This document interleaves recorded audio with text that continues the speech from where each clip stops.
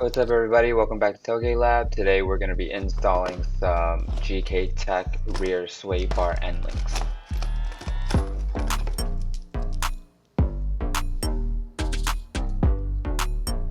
Once we have the car up in the air, we're going to go ahead and remove these two bolts holding the sway bar onto the end links. They are both 10 millimeters.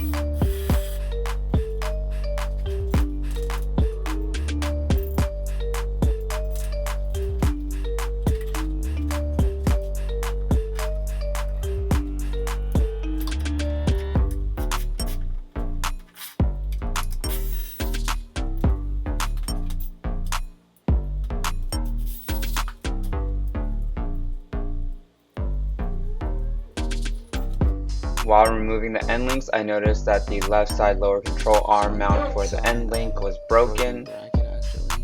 I'm pretty sure this happened a few weeks back when we went off the track, so we're just going to go ahead and weld that back onto the lower control arm.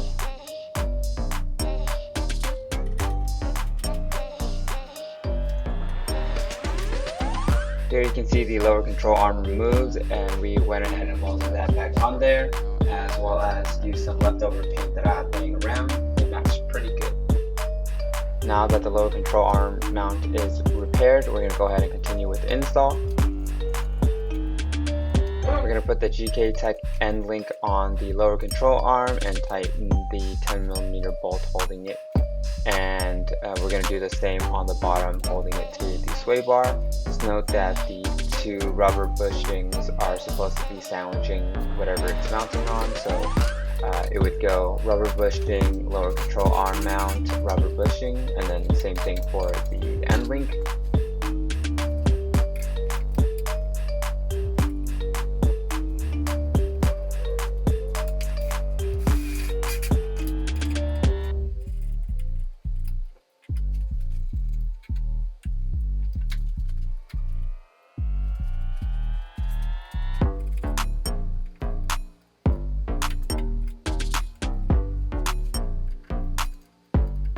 And this concludes our install of the GK Tech rear end links for our white 240SX. Thank you for watching, and I'll see you on the next one.